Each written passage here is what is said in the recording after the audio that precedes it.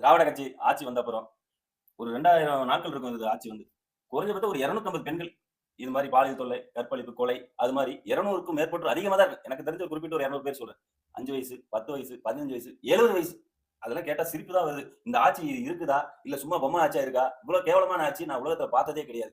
காசுக்காக கஞ்சா கூட்டி குடுக்குறாங்க இந்த திமுக அரசு. இது மிக வன்மையாக கண்டிக்குது.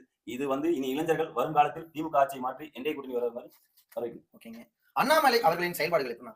துரைமுருகன். அதாவது சாதாரண விவசாய குடும்பத்துல பொறந்து, கஷ்டப்பட்டு படிச்சு, ஐபிஎஸ் அதிகாரியா கர்நாடகாவுல சிறப்பா செயல்பட்டு, ஒரு தமிழன நம்மளுக்கும் தமிழ்நாட்டுக்கும் கர்நாடகாவுக்கும் பல விவசாய சமயத்துல பல பிரச்சனைகள் நடந்திருக்கு. கடந்த 1980ல இருந்து 90 அந்த சமய காலங்கள்ல. ஆனா அப்பேற்பட்ட தமிழ்நாட்டுல இருந்து போன ஒரு தமிழ் சிங்கம் திரு அண்ணாமலை அவர்களை கர்நாடக மக்கள் வந்து சிங்கம் அப்படின்னு பேர் வைக்கிற அளவுக்கு தன்னோட சிறப்பான செயல்பாடு, அதாவது சட்ட ஒழுங்கு அங்க ப்ராப்பரா செயல்படுத்தும் காரணமாக கர்நாடக மக்களால் அன்போடு அழைக்கப்பட்ட திரு அண்ணாமலை அவர்கள். அவர் வந்து இன்னைக்கு தமிழ்நாட்டுல நடக்கிற அரசியல் சூழ்நிலையில தவிர்க்க முடியாத சக்தியா திரு அண்ணாமலை அவர்கள் உருவாக்கிட்டார். தமிழ்நாட்டுல இருக்கிற இளைஞர்கள், படித்த இளைஞர்கள், விவரமுள்ள இளைஞர்கள், அது தாய்மார்கள் இருந்து பெண்கள் இருந்து எல்லாரும் அண்ணாமலை வந்து ரொம்ப அவர் நல்ல நிலைமைக்கு அரசியல் வரணும்னு நிறைய பேர் கோயில வேண்டலாம் நான் பாத்திருக்கேன். ஏன் இதை சொல்றேன் அப்படின்னா, இன்னைக்கு தமிழ்நாட்டுல நிலவர அசாதாரண சூழல்ல அடுத்து வர அரசியல் தலைவர் யார் இருக்கணுங்கிற கேள்விக்குறி வந்து அண்ணாமலையானா மட்டும்தான் வருங்காலத்துல பூர்த்தி செய்ய முடியும் அப்படிங்கிறது பல முன்னுதாரணங்கள் இருக்கு. முந்தானத்து நடந்த அந்த பாலியல் குற்ற சம்பவங்களுக்கு அவர் ஒரு சின்ன ஒரு கருத்து சொன்னார், சுருக்கமா சொல்லி முடிச்சிடறேன். குஜராத்ல துணை முதல்வராக இருக்கிறவரும் யூபியில் இருக்கிற முதல்வரும் என்ன தெரியுமா சொல்லிருக்காங்க, அவங்க மாநிலத்துல பெண்களுக்கு எதிராக ஏதாச்சும் குற்ற சம்பவங்கள் நடந்தா விசாரணையே கிடையாது, குற்றம் நிரூபிக்கப்பட்டால் தண்டனை பல வழிகளில் உடனே என்கவுண்டர் மூலமா நடக்கும் சொல்லிக்கிறேன். இதை யாராச்சும் வாயிலாச்சும் சொல்லுங்க திமுக காரங்கன்னு சொல்லி கேட்டிருக்காரு நாளைக்கு முன்னாடி. ஏன்னா அவரை பொறுத்த வரைக்கும் பெண்களுக்கு குழந்தைகளுக்கு ஏதாச்சும்னா அவர் ரொம்ப உணர்வுபூர்வமா செயல்படக்கூடிய இளம் தலைவர், இளம் புயல் எங்கள் அண்ணன் அண்ணாமலை மட்டும்தான். தண்டனைகள் கடுமையானதா, குற்றங்கள் குறை. கண்டிப்பா. ஓகேங்க. தமிழ்நாட்டோட எலெக்ஷன் வரப்போகுதுங்க 2026. இலவசங்கள் சொல்லிட்டு அனைத்து கட்சிகளும் அறிவிக்கிறாங்க. அது தேவையா? இலவசமே வேண்டாம் அப்படிங்கறது நம்முடைய பாரத பிரதமருடைய கனவு. ஆனா இன்னைக்கு பாத்தீங்கன்னா இந்த புதிய கட்சி எல்லாம், சில மாநில கட்சி எல்லாம் இலவசம் கொடுத்து அதுலயே தன்னுடைய ஆட்சி கொண்டு வரணும்னு சொல்லி பண்ணிட்டு இருக்காங்க. அது வந்து வருகிற காலகட்டத்தில் நம்ம மோசமாக அதுக்கு மெட்ரோ ட்ரெயின், இன்னைக்கு இலவச பாஸ், இலவச அந்த பஸ் எல்லாம் பத்தி மகளிர் இலவச போறோம்னு சொல்லி இன்னைக்கு சென்னையில் பாத்தீங்கன்னா மெட்ரோ அதனால பெருசா பாதிக்குது. நம்ம 10,000 கோடி நம்ம வெளிமாநிலத்திலிருந்து கடன் வாங்கிக்கிறோம். இதுக்கெல்லாம் வந்து ஒரு முற்றுப்புள்ளி வைக்கணும், இலவசமே இருக்கக்கூடாதுங்கிறத நம்முடைய பாரத பிரதமருடைய கனவு. ஓகேங்க. கடந்த 5 ஆண்டுகள்ல ஸ்டாலின் அவர்களோட செயல்பாடுகள் நீங்களே பார்த்திருப்பீங்க நீங்க தமிழ்நாட்டு எந்த நிலைமையில் இருக்குன்னு. மற்ற மாநிலங்களுக்கும் தமிழ்நாட்டுக்கும் பார்த்துட்டு விளம்பரத்துக்கு செய்யக்கூடிய செலவை விட்டுட்டு இவர் வந்து மக்களுக்கு தேவையான நலத்திட்டங்கள் கொடுத்தாலே இன்னைக்கு தமிழ்நாடு நல்ல மாநிலமா இருக்கு. இப்ப வந்து பாத்தீங்கன்னா விஜய் அவர்கள் வந்து டிவிகே கட்சியின் தலைவர். அவர் வந்து பாத்தீங்கன்னா தனிச்சு நிப்பாரா இல்ல கூட்டணி அமைச்சு ஏதாவது இது பண்ணுவார்? ஃபர்ஸ்ட் எலெக்ஷன் அவருக்கு, அதோட செயல்பாடுகள் எப்படி? இப்போ ஃபர்ஸ்ட் எலெக்ஷன் ஒரு இளைஞரா சினிமால இருந்து வந்திருக்காரு. இதுக்கு முன்ன அவருக்கு அரசியல் அனுபவம் கிடையாது. அதனால் அனுபவப்பட்டதோட என்டிஏ கூட்டணியில் வந்து அமைச்சு இருந்தா மட்டும் தான் அவருக்கு நல்ல ஒரு வாய்ப்பு இருக்கு. இனி ஒரு நல்ல எப்படின்னு கேட்டீங்கன்னா, இப்ப ஏற்கனவே அரசியல் அனுபவம் அண்ணனுக்கு இருக்கு, எனக்கு இல்ல. அப்ப அண்ணன் கிட்ட நான் நிறைய கத்துக்கிட்டு நீங்க தனியா நின்று அடுத்த முதலமைச்சர் ஆகிறது அது அப்பாற்பட்ட விஷயம். யோசிக்கணும். இன்னைக்கு என்டிஏ கூட்டணியில் வந்து நீங்க நல்ல ஒரு போஸ்டிங் வாங்கி பெரிய ஆளாக தான் நல்லது. இளைஞர்களும் அவங்களோட கட்சியும் அதான் எதிர்பார்க்கறாங்க, அவங்களோட விஜய் கட்சி. கம்யூனிஸ்ட் கட்சி வந்து பாத்தீங்கன்னா பிஜேபியை பிசாசுன்னு சொல்லி பாலகிருஷ்ணன் அவர் முன்னாள் தலைவர் வந்து விமர்சனம் பண்ணியிருக்காரு. உங்களோட கருத்து? முன்னாள் செயலாளர் பிஜேபி வந்து பிசாசுன்னு சொல்றாரு. ஆனா நான் சொல்லலாம், அவருடைய வயசுக்கு பாரதிய ஜனதா கட்சி மேல இவ்வளவு கோபம் வேண்டியது இல்ல. இப்ப அவர் கோபம் என்னன்னா திராவிட முன்னேற்ற கழகத்துல சீட்டா இல்லைங்கிற அளவு போகுது. அது அந்த கோபத்தை நம்ம மேல இது பண்றாரு. அவருடைய வயசு தகுதிக்கு அதெல்லாம் கிடையாது. அப்படி பார்த்து நாம வந்து கொள்கை பிசாசு கூட சொல்லலாம் கம்யூனிஸ்ட். அப்படிலாம் நம்ம சொல்லி நாங்க தரத்தை தாழ்த்தருக்கு நாங்கெல்லாம் அதை பண்ணிக்கல. விசிகா கட்சியின் தொல் திருமாவளவன் அவர் வந்து எத்தனை சீட்டு பெறுவாரு? அந்த கட்சியில இருப்பாரா இல்ல வேற கட்சிக்கு போவாரா? நம்மளே பார்த்துருப்போம். 2-3 நாட்களாவே திமுக கூட்டணி பலம்னு சொன்னவங்க இன்னைக்கு பலவீனமா இருக்குது.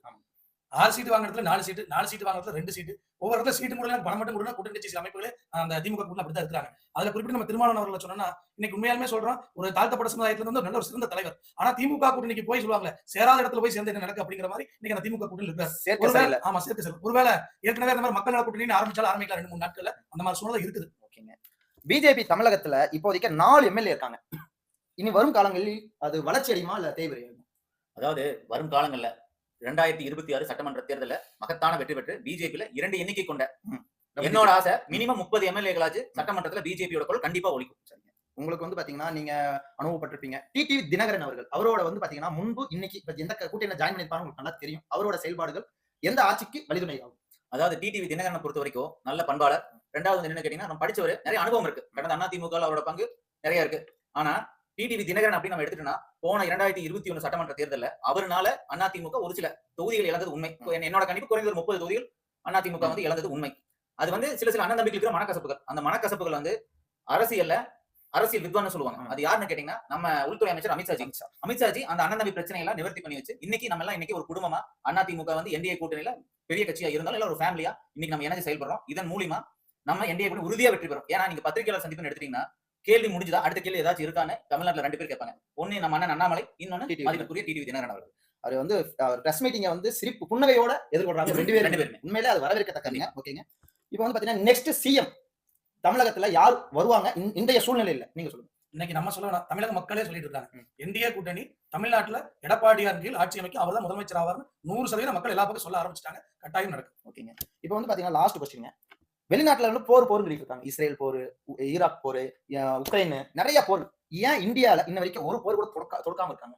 பாரத நாடு எப்பவுமே வந்து என்னன்னு கேட்டீங்கன்னா அச்சுறுத்தல். என்னன்னு கேட்டா நம்மள பார்த்தாவே எதிர்நாடு பயப்படுவாங்க. அதே மாதிரி எல்லாருமே அணுகிற முறை யாருக்கிட்டையும் நம்ம சண்டைக்கு போக மாட்டோம். நம்மளை பொறுத்தவரை ஆனா வந்தா விட மாட்டோம். பாரத பிரதமர் தலைமையேற்றின அப்புறம் இன்னும் பயம் அதிகமாயிடுச்சு எதிர்நாடு. அதே மாதிரி மரியாதையும் உண்டு. இன்னைக்கு வெளிநாட்டுல இருக்கிற மக்கள் இங்க இருக்கிற கேவலப்படுத்துறாங்க எதிர்கட்சிக்கலாம். ஆனா வெளிநாட்டுல மக்கள் நம்ம தமிழ் மக்கள், இந்தியாவில போய் வாழ்ற அனைத்து மக்களுமே நம்ம பாரத பிரதமர் நரேந்திர மோடி மேல அந்த அளவுக்கு மதிப்பு வச்சிருக்காங்க. அதுக்கெல்லாம் பாரத பிரதமர் நரேந்திர மோடி ஆட்சி ஏற்றதுக்கு அப்புறம் இது 100% பாதுகாப்பா இந்திய நாட்டை வச்சிருக்காரு. எனிதிங் எல்ஸ் யாராச்சும் வாண்டடா ஏதாவது ஒரு கேள்வி? அதாவது இன்னைக்கு இருக்கிற திமுக ஆட்சியில இது ஒரு கொடுங்கோல் ஆட்சி. இந்த கொடுங்கோல் ஆட்சி நம்ம வீட்டுக்கு அனுப்பணும்னா அரசியல் தலைவர்கள் என்டிஏ கூட்டணியில் நல்ல ஒற்றுமையா நம்ம செயல்படுறதுக்கு என்னதாச்சு மக்களும் ஓட்டு போட தயாராக்குறாங்க. இதுல திமுக அப்படின்னாலே பொய்யை மட்டுமே பேசி பொய்யை மட்டுமே மக்களுக்கு துணிச்சு எதுக்கு சொல்றேன் அப்படின்னா விவாத மேடை நடத்துறாங்க. எங்க ஆமா அங்க நடத்தின சமயத்துல திரு மதிப்பிற்குரிய முன்னாள் எம்எல்ஏ முன்னாள் அமைச்சர் மதிப்பிற்குரிய எம்எஸ்எம் ஆனந்த் அண்ணன் அவர்கள் ஒரு சில கேள்விகள் கேட்கிறாங்க. அதே மாதிரி அந்த நியூஸ் 7 அந்த தமிழ் அவரோட அந்த நிருபர் ஒரு சில கேள்விகள் கேட்கிறாரு. கேள்விக்கு பதில் தெரியாம நம்ம மேயர் டைவர்ட் தான் பண்றாரு.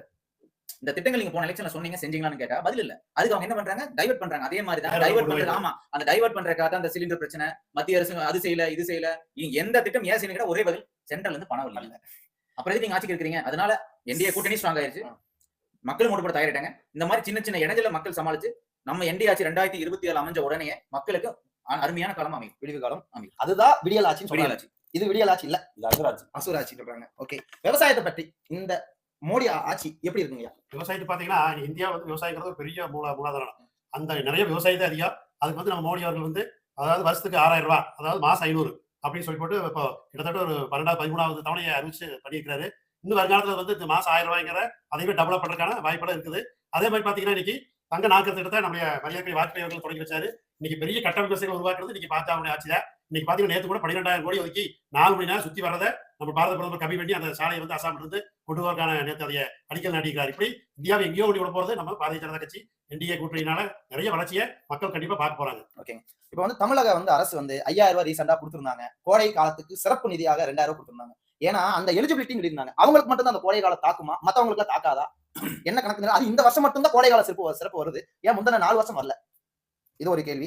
தாலிக்கு தங்கத்தை நிறுத்தியே போட்டாங்க. ஒரு பெண்மணி, ஒரு கஷ்டப்பட்டு ஒரு பெண்மணி அம்மா அவர்கள் வந்து ஜெயலலிதா அம்மா அவர்கள் வந்து ஒரு வீட்டுக்கு அனுப்பிச்சு போது ஒரு 1/2 கிராமாச்சு 1/2 பவுனாச்சு கொண்டு போகணுமே அப்படின்னு சொல்லி தான் அதை கொண்டு வந்தது. இப்ப அதையும் நிறுத்தி போட்டாங்க. லேப்டாப்பும் நிறுத்தி போட்டாங்க. படிப்பறிவு மந்தமாயிருச்சுன்னு சொல்லி ஒரு ரிசர்ச் வருது. பஸ் எல்லாத்துக்கும் ஃப்ரீ. அதை நம்ம வந்து வளர்ச்சி போனா தான் அவங்க வந்து போக முடியும். ஒரு இடத்துக்கு போலாம் வரலாம். அவங்களுக்கு ஃப்ரீன்னு சொல்லிட்டீங்கன்னா சும்மா வீட்டுல இருக்க மாட்டாங்க. பெண்மணிங்க சும்மா சுத்திட்டே இருப்பாங்க. அது நம்ம தேவையற்றது. சின்ன இது பஸ் ஃப்ரீன்னு சொல்றது போலியான செய்தி. ஏன் சொல்றேன்னா 5 வருஷத்துக்கு முன்னாடி பஸ் சார்ஜ் என்னன்னு எடுத்து பாருங்க. ஆமாங்க. இன்னைக்கு இருக்கிற பஸ் சார்ஜ் என்ன வருங்க? பெண்களுக்கு ஃப்ரீங்கறாங்க, எல்லா வீட்லயும் ஆண்கள் இருக்காங்க. அது அப்படியே டபுள் இன்னைக்கு. அதனால பஸ் ஃப்ரீன்னு சொல்றது அதுவும் பிங்க் கலர் பஸ் மட்டும் தான் ஃப்ரீ. அதான் உண்மைதான். பெண்களே வந்து வேற நேரத்துல இருக்கிற பஸ்ல ஏறினா சார்ஜ் தான். அதனால இதெல்லாம் மக்கள்கிட்ட இந்த விவாதத்தின் மூலமா எடுத்து வைக்கணும் நீங்க. ஓகேங்க. இப்போ வந்து பாத்தீங்கன்னா தமிழகத்துக்கு இலவசங்கள் வேண்டாம், மேண்டேட்டரியான ஒரு விஷயங்கள் மட்டும் தான் வேணும். அடிப்படை கல்வி, மருத்துவம் மெயினான விஷயம் மட்டும் இருந்தாலே பெரிய லெவல்ல தமிழ்நாடு பெரிய லெவல்ல போயிடும். உண்மைதானங்க? ஓகே, முடிச்சுக்கலாமா? நன்றி, வணக்கம். நன்றி, வணக்கம்.